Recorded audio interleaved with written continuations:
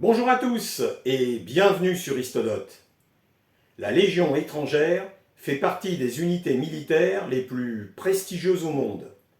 Même les troupes d'élite américaines la considèrent comme leurs égales. Créée en 1831, elle s'est illustrée sur tous les champs de bataille et dans les zones de conflit jusqu'à nos jours. Mais c'est dans un village mexicain que le 30 avril 1863, elle va entrer dans la légende. Un nom qui résonne encore aujourd'hui comme symbole de sacrifice et d'héroïsme. Ce village, c'est bien sûr Cameron.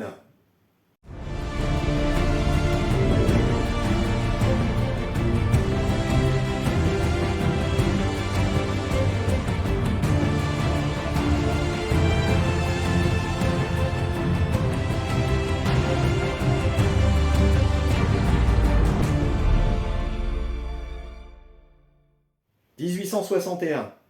Encouragé par le duc de Morny, son demi-frère, et l'impératrice Eugénie, Napoléon III a l'intention d'établir au Mexique un empire latin et catholique sous influence française. Un pays dont on lui a vanté les ressources minières, mais aussi contrebalancé la montée en puissance des États-Unis protestants. Mais il faut un prétexte pour intervenir là-bas. Le Mexique s'est endetté auprès des puissances européennes et sort d'une guerre civile de 4 ans qui a fini d'appauvrir le pays. La France exige donc le remboursement immédiat de cette dette, sachant que le président mexicain Juárez, libéral et anticlérical, ne pourra répondre favorablement à cet ultimatum.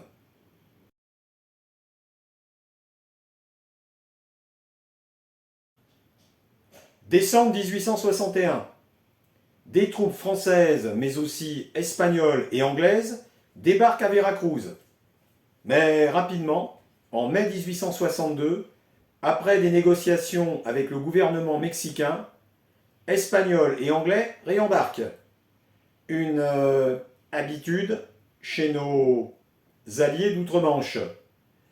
Après des débuts laborieux avec l'échec du siège de Puebla qui ouvre la route de Mexico, Napoléon III envoie des renforts sous les ordres du général Forey, qui permettent de prendre la ville et d'entrer à Mexico le 10 juin 1863.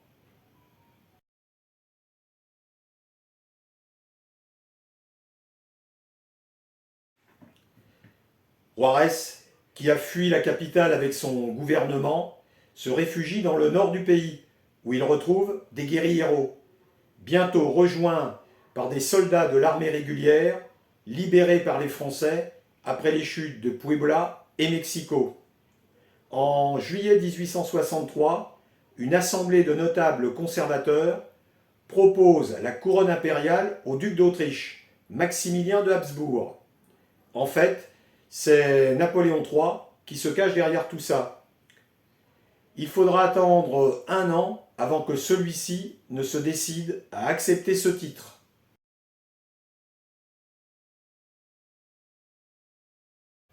Si le corps d'expéditionnaires a été bien accueilli à Mexico, il en est autrement dans le reste du pays, qui se soulève contre les Français. Une opération de pacification est menée, mais elle s'avère difficile. La méconnaissance du terrain, le manque d'infrastructures et de moyens de communication, la tactique de guérilla utilisée par l'ennemi posent des problèmes aux Français peu habitués à ces conditions. Seul le colonel Dupin crée des groupes mobiles à cheval de quelques centaines d'hommes pour pratiquer une contre-guérilla, une sorte de Bijar de l'époque.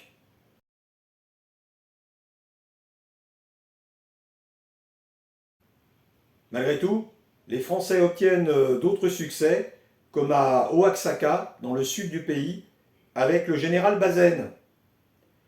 Mais c'est la fin de la guerre de sécession, en 1865, qui va changer la donne. Juárez sollicite l'aide des États-Unis, qui va lui fournir armes, munitions et matériel, ainsi que des volontaires.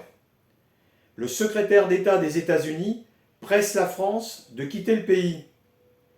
Mais c'est un autre événement qui va finir de convaincre l'empereur. La victoire de la Prusse sur l'Autriche à la bataille de Sadova en 1866. Napoléon III a compris la menace que représente cet État qui rêve d'unifier les peuples allemands sous sa domination. Il n'est plus question de gaspiller des hommes et du temps dans cette aventure devenue hasardeuse.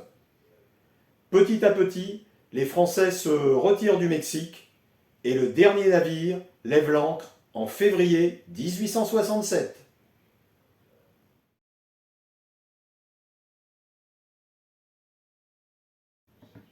L'empereur Maximilien, persuadé de pouvoir garder son trône sans aide étrangère, refuse d'abdiquer et se réfugie à Santiago de Querétaro, où il est fait prisonnier, condamné à mort et exécuté le 19 juin 1867.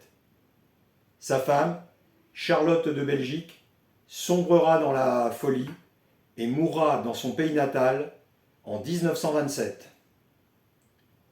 Cette expédition est donc un échec sur le plan international pour Napoléon III, qui vient flétrir la renommée de la France après ses succès de la campagne d'Italie et de la guerre de Crimée.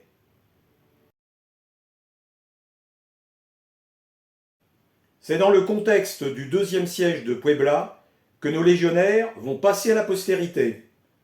En avril 1863, le colonel Jeanne Ingros, commandant la Légion étrangère, reçoit l'ordre de reconnaître la seule route praticable aux convois militaires en direction de Puebla, un secteur où la guérilla mexicaine est très active. En effet, un important convoi destiné au siège de la citadelle doit emprunter cette route avec armes, munitions et la solde des militaires. Cette mission est confiée au capitaine d'Anjou avec seulement 62 légionnaires, car beaucoup sont frappés par la maladie.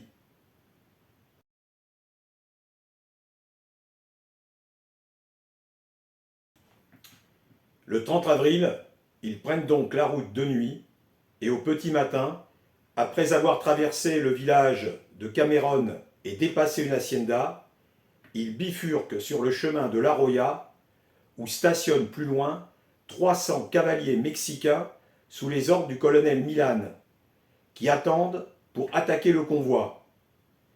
De peur d'être découverts, ils décident de neutraliser cette avant-garde. Retournés sur la piste, d'Anjou et ses hommes font halte à Paolo Verde. Mais c'est alors que les sentinelles signalent un nuage de poussière. Ce sont les cavaliers mexicains. À découvert, d'Anjou décide de se replier sur l'hacienda. Son but est de fixer les Mexicains pour les empêcher de s'en prendre au convoi. Se formant en carré, ils vont briser net 2 charges de cavalerie avant d'y parvenir. Mais 2 mulets effrayés, transportant vivres et munitions, s'enfuient.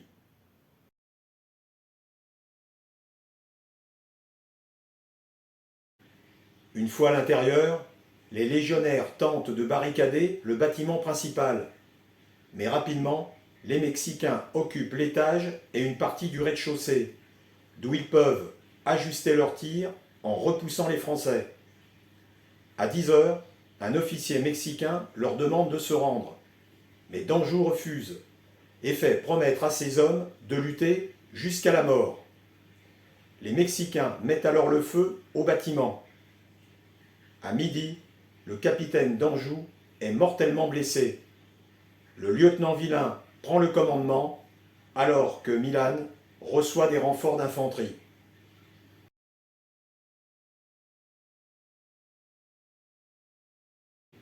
À 14 heures, Villain est tué à son tour, remplacé par le sous-lieutenant Maudet. Une nouvelle offre de reddition est repoussée. Une brèche est ouverte dans le mur est au niveau du corral, prenant les défenseurs à revers. Ils ne sont plus qu'une vingtaine dans la cour de l'hacienda, pour la plupart blessés et souffrant cruellement de la soif. À 17 heures, Milan, excédé par la résistance acharnée des 12 hommes restants, galvanise ses troupes pour en finir. À 18 heures, retranchés dans un hangar, ils ne sont plus que 5 autour de Maudet. Sur ordre de l'officier, ils tirent leur dernière cartouche. Mais après la riposte, ils ne sont plus que 3 debout, prêts à succomber sous le nombre, baïonnette en avant. Un officier mexicain impressionné par leur courage leur ordonne une nouvelle fois de se rendre. Maudet blessé, c'est le caporal Med qui pose ses conditions. Garder leurs armes et soigner les blessés. L'officier va alors leur répondre en français « On ne peut rien refuser à des hommes comme vous ».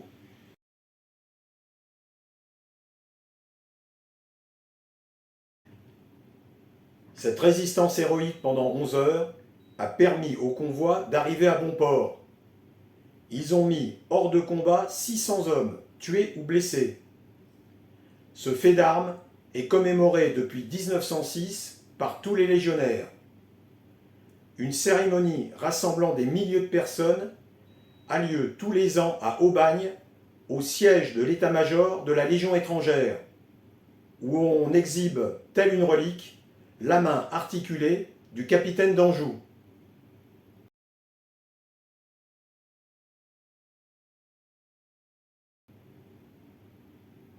Une cérémonie a également lieu au Mexique, à l'endroit même de la bataille où a été érigé un monument.